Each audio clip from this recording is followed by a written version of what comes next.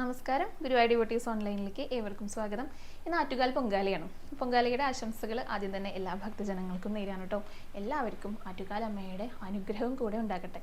നമുക്ക് ആറ്റുകാൽ ഭഗവതിയെക്കുറിച്ച് പൊങ്കാലയെക്കുറിച്ച് ഒന്ന് പറയാം.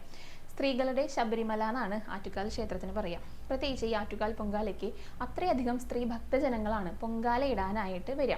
അതിൻ്റെ ഒരു ഗിന്നസ് ബുക്ക് റെക്കോർഡും കൂടെ ആറ്റുകാൽ ക്ഷേത്രത്തിനുണ്ട്. ഈ പൊങ്കാലയ്ക്ക് പൊങ്കാല മഹോത്സവത്തിനുണ്ട്.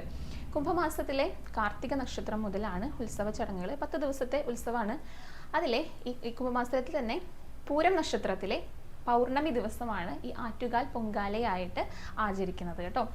തൻ്റെ ഭർത്താവായിട്ടുള്ള കോവലനെ അന്യായമായി വധിച്ചതുകൊണ്ട് ആ ഒരു പാണ്ഡ്യരാജ്യത്തെ മുഴുവൻ ചുട്ടിരിച്ചിട്ട് രോഷാകുലയായി വരുന്ന കണ്ണകി കൊടുങ്ങല്ലൂർക്ക് വരുന്ന വഴി ആറ്റുകാലിൽ കുടിയിരുന്നു എന്നാണ് ആറ്റുകാൽ ക്ഷേത്രത്തിൻ്റെ ആ ഒരു ഐതിഹ്യമായിട്ട് പറയുന്നത് കേട്ടോ.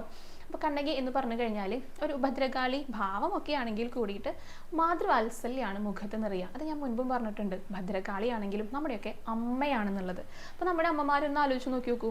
അവരടുത്ത് ചെന്ന് കഴിഞ്ഞാൽ എന്തൊക്കെ പ്രശ്നങ്ങളുണ്ടെങ്കിലും അതിനെല്ലാം പരിഹാരം ഉണ്ടായിരിക്കും അമ്മമാരുടെ അടുത്ത്, മുത്തശ്ശിമാരുടെ അടുത്തൊക്കെ. അപ്പം അതേപോലെ തന്നെ നമുക്ക് എന്ത് വിഷമങ്ങളുണ്ടെങ്കിലും എന്ത് ബുദ്ധിമുട്ടുകളുണ്ടെങ്കിലും ആറ്റുകാൽ അമ്മയുടെ അടുത്ത് ചെന്ന് കഴിഞ്ഞാൽ അതിനെല്ലാം പരിഹാരം ഉണ്ടാകുന്നതാണ് പറയുക. അതുകൊണ്ടാണ് ഇത്രയധികം ദൂരെ നിന്ന് പോലും സ്ത്രീ ഭക്തജനങ്ങൾ ആറ്റുകാലിലേക്ക് പൊങ്കാല ഇടാനായിട്ട് വരുന്നത്.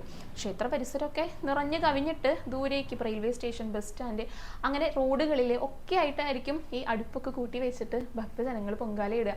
ഇനിയിപ്പോൾ ഇവിടെ എത്താൻ സാധിക്കാത്തവർ സ്വന്തം വീട്ടിലിരുന്നു കൊണ്ടും പൊങ്കാല സമർപ്പിക്കാറുണ്ട് ഭഗവതിക്ക്. അത് എന്തുകൊണ്ടാണ് പോകാൻ സാധിക്കാഞ്ഞിട്ട് പോലും ആ ഒരു പൊങ്കാല ഇടുന്നത്? അത്രയും പ്രാർത്ഥനകൾ കേൾക്കുന്ന ആ ഒരു ഭഗവതി ആയതുകൊണ്ട് അത്ര വിശ്വാസമാണ് ഭക്തജനങ്ങൾക്ക്. അപ്പോൾ എന്തൊക്കെ പ്രാർത്ഥനകളുണ്ടോ, ഇപ്പോൾ വിവാഹ കാര്യങ്ങൾക്കാണെങ്കിൽ, കുടുംബത്തിലുള്ള പ്രശ്നങ്ങൾ മാറിക്കിട്ടാൻ വേണ്ടിയിട്ടാണെങ്കിൽ, അതുപോലെ സാമ്പത്തികമായിട്ടുള്ള ബുദ്ധിമുട്ടുകൾ മാറാനാണെങ്കിൽ, രോഗദുരിതങ്ങൾ മാറ്റിത്തരാനാണെങ്കിൽ, ഇതെല്ലാം പ്രാർത്ഥിച്ചു കഴിഞ്ഞാൽ അടുത്ത പൊങ്കാലയ്ക്ക് മുന്നേ ഇതെല്ലാം ഭഗവതി സാധ്യമാക്കി കൊടുക്കും. അതാണ് വിശ്വാസം. അത് 100% സത്യമായിട്ടുള്ള കാര്യമാണ്. അതുകൊണ്ടാണ് അടുത്ത വർഷവും പൊങ്കാല ഇടാനായിട്ട് ഭക്തർ വരുന്നത്.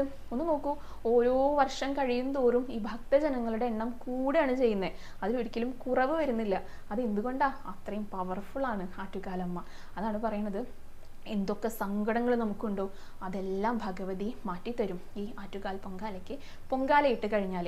കാരണം പൊങ്കാലയ്ക്ക് സമർപ്പിക്കുന്നത് ഭഗവതിക്ക് വലിയ ഇഷ്ടമാണെന്നാണ് പറയുക. അപ്പോൾ ഭഗവതിയെ സന്തോഷിപ്പിക്കാനായിട്ട്, അതേപോലെ തന്നെ നമ്മുടെ ആഗ്രഹ സബലീകരണത്തിനായിട്ട് എല്ലാവരും, സാധിക്കുന്നവരെല്ലാവരും പൊങ്കാല ഇടുക. അപ്പോൾ ആറ്റുകാല അമ്മയുടെ അനുഗ്രഹം എല്ലാവർക്കും ഉണ്ടാകട്ടെ.